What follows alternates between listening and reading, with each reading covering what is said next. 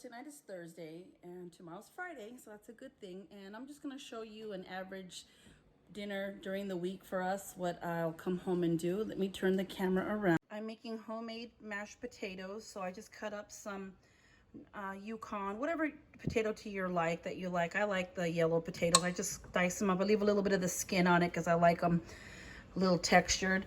And I'm just gonna add some water in there and boil them down. And a couple pinches of salt, my kosher salt, and put them on medium until the potatoes are soft. And I'll just take a fork after and poke at them, and when the potatoes are soft, I'll show you how I drain them and then mash them with milk and butter. And then I'm making some homemade bread for dinner rolls, and then I will be making some homemade chicken strips. So I will take the chicken breast, slice them, and make a homemade batter, and I will put them into my iron skillet, and that we'll have dinner.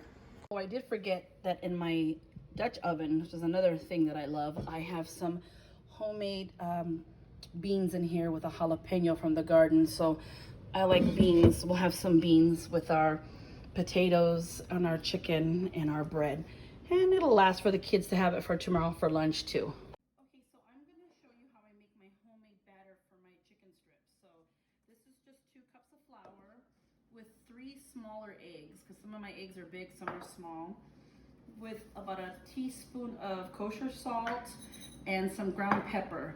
So first thing I'm going to do is I'm going to add my eggs and just kind of whisk them around in there. Stir them around in there with the flour. And then a little bit of, just a pinch of salt, And then this right here is exactly 1.5 cups of milk. You might have to just use more. It's up to you how you like the texture. I like mine a little on the thicker side because I like my kind of crunchy and crispy. My chicken strips or shrimp or whatever it is that you're making. So this one, you can see it's still kind of thick, so you just add a little bit more there and put it all in. Still kind of thick.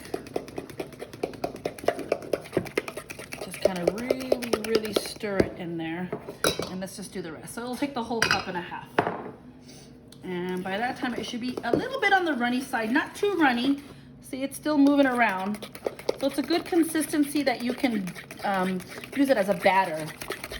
And you can add whatever you want. You can add a little bit of packet seasoning in there, however you want. I just do salt and pepper. I don't put too many preservatives. A little bit of ground pepper in here. I don't usually give them too much of that stuff. No Lori seasoning, no garlic salt, just kosher salt and pepper. That's it. Okay. Okay, so my potatoes have been boiling for about 30 minutes. I had some time to go out and water my plants and close up my birds while my potatoes were cooking, and my bread is still rising. And I made the batter for my chicken that I will cut up these chicken breasts right now. So this is ready. How I can tell is if it just falls apart when you just see how it's coming apart. The potatoes are just coming apart, so they're tender. Yeah, they're very tender. So I'm gonna put them in a strainer, strain them out, and then put them back into the pan. And I'll be adding milk, which I have 1.5 cups of milk, but it may be a little less, however consistency that you like your mashed potatoes, with 2 tablespoons of butter and a little bit of salt. So let's drain the potatoes. Here are my potatoes drained and back in the pan. And I'm gonna put the butter first because that's probably gonna melt the fastest. And put the butter in like this at the bottom, and it will melt very fast because the potatoes are hot and so is the pan. Another pinch of kosher salt for flavor. And let's just start with a little bit of milk, maybe half. And let's start to mash it to see how it goes. Okay, so I did add the whole 1.5 cups, and it looks like it's gonna be just the right consistency.